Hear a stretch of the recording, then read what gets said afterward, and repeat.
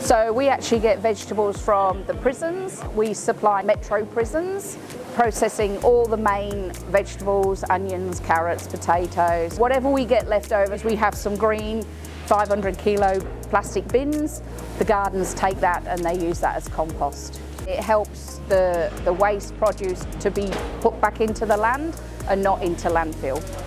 5 to 6 months of maturing and then it's ready to go in my garden. Compost is expensive and we have all this organic waste just going to the landfill, so it just seemed easy space to fill to capture the organic waste, turn it into compost and use it on my own garden. A lot of guys come here and have never gardened before and realise that they can do it.